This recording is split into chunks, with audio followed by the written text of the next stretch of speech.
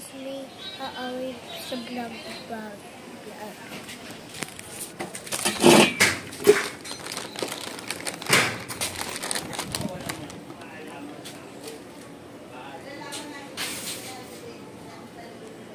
Siya yun.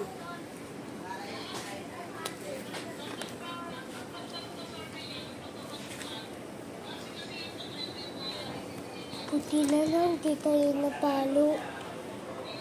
Meron po dyan. Guys, nakita niyo yung babae lumabas. Yung naka-red pants. Ginubog niya yung gate, tapos ginubog niya yung gate na block na yun. Tapos, ayun. Sabi-agad kasi sa mga roommate niya. Bigla sa baba kami sa ko, di nakita niya. Bigla lang wala siya, guys.